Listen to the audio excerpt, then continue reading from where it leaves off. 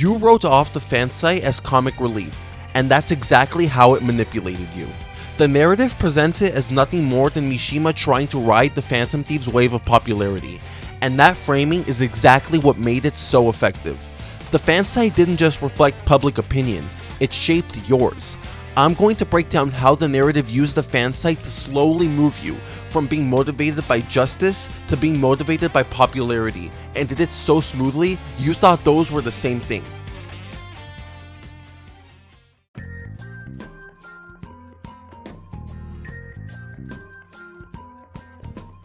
When the Phantom Thieves target Kamoshida, the Phansite doesn't exist yet, which means there's no audience watching them, no approval, no popularity, so your support is coming from one place: justice.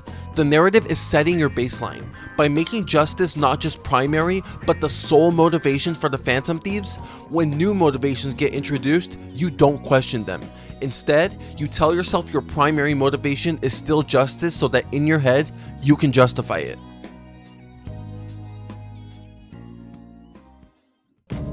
The narrative starts setting up the Phansite before it even introduces it. Look at how it frames Mishima. He's presented as nothing more than comic relief. A mediocre volleyball player who Kamoshida only kept around because he was easy to manipulate and a pushover. You aren't supposed to take him seriously. So when he shows you the Phansite, you don't take that seriously either. You tell yourself he's just trying to mooch off the Phantom Thieves' name and popularity, maybe even convince himself that he's one of them.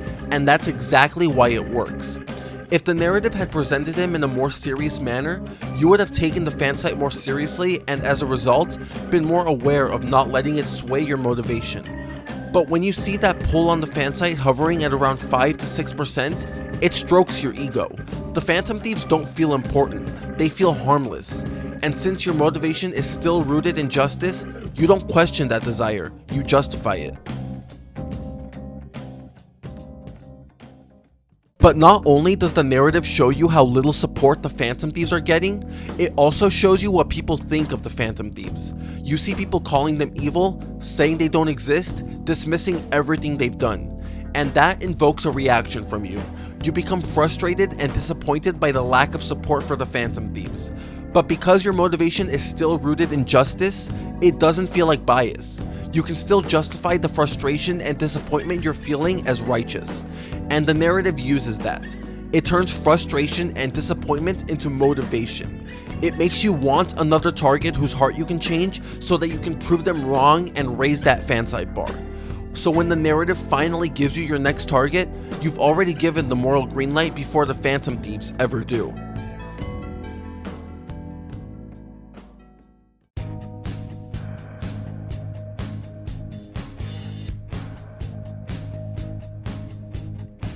When the narrative first introduces you to Madarame, the narrative makes changing his heart feel desirable before it makes it feel justifiable. Look at how the Phantom Thieves learn about him. The first time his name comes up is in mementos through a target on the Phansite. As you're already performing a change of heart, Madarame starts being positioned as the next problem. Then later, the real-life counterpart to this shadow tells the Phantom Thieves about Madarame directly and even mentions Yusuke, who's still enduring Madarame's abuse. Before the story even asks, is this justified? It's already piqued your interest. By this point, you've already met Yusuke, Madarame, and have even been in his palace. It all traces back to the Phansite. As a result, you feel changing Madarame's heart will positively affect the Phansite, which makes you want to change his heart. And then the narrative justifies that desire when his former pupil tells the Phantom Thieves to change Madarame's heart to help Yusuke. The decision didn't start with justice, it started with interest and used justice to justify that interest. Once Madarame's heart changes, you see the Phansite jump, but it isn't enough. The Phansite went from around 6% to about 16%, which is a noticeable increase, but the Phansite still isn't even a quarter of the way full. And that's exactly the point, because instead of feeling satisfied, you want more. Another big target to change, another spike in the Phantom Thieves' popularity. And since changing Madarame's heart helped Yusuke escape his situation, you can justify your desire for another target. The narrative allows you to ride the high of the Phantom Thieves becoming more popular while giving you just little enough that you immediately want more.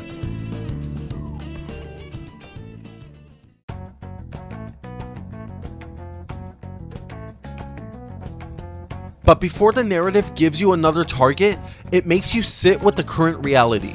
During the school social studies trip, the Phantom Thieves see Akechi openly side against the Phantom Thieves on live television, and your first instinct wasn't to question him, it was to prove him wrong, and that's exactly what the narrative wants. By this point, you're already defending the Phantom Thieves rigorously, even while their approval rating is still low. So when the poll shows that only around 30% of people believe they exist, your first instinct is to want to prove them wrong. And when Akechi proceeds to say, "That's more than I expected," you start to resent him for it. And that reaction was a direct result of the Phansite, because it gave you the long-term goal, to raise that bar. So anyone who opposes the Phantom Thieves is now getting in the way of that goal. And because your original motivation was rooted in justice, you don't question that goal. When the Phantom Thieves first hear about Kaneshiro through Makoto, they aren't given a choice. Either they change his heart, or she will expose them. So when the Phantom Thieves start investigating, they immediately notice a clear difference between him and the last two targets.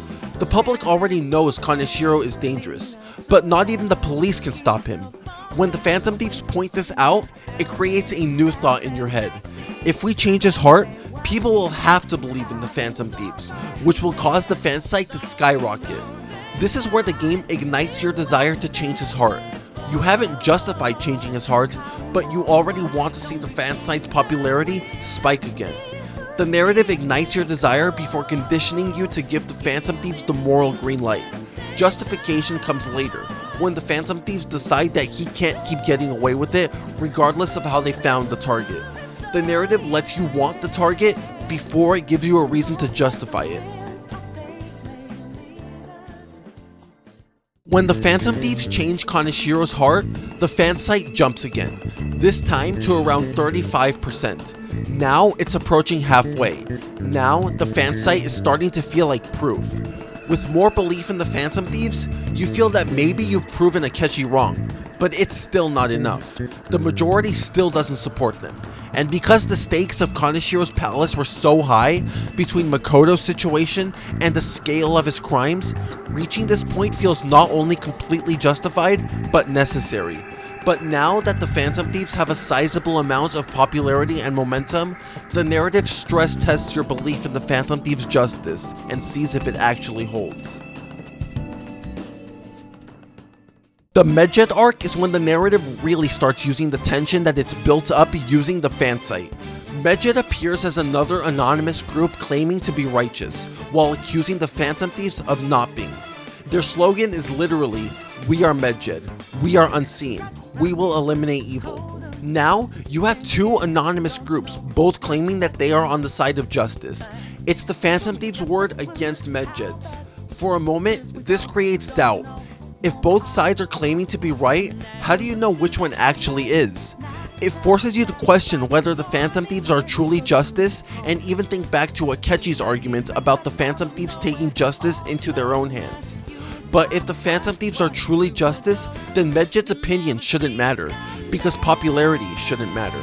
But the Phansite has already conditioned you to care about how the Phantom Thieves are being perceived, so you start to question, even if briefly, if the Phantom Thieves are truly justice. But that doubt doesn't last because of how the Phantom Thieves beat Medjed. They help Futaba escape her shut-in lifestyle and repair her relationship with Sojiro. Combine that with the momentum they've already built on the Phansite, that outcome feels like proof, which makes you ultimately decide that the Phantom Thieves are justice and Medjed is not.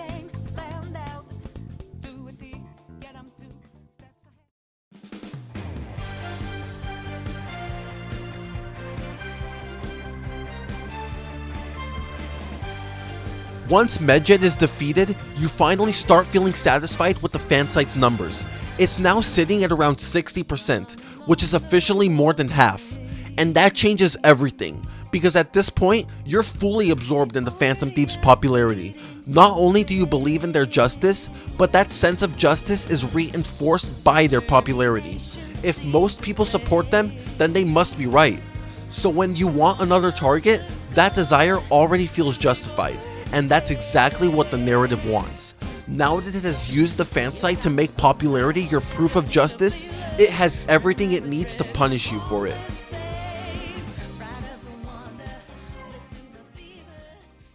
When the Phantom Thieves discover Okumura's palace, for the first time, they can't agree on whether or not to act.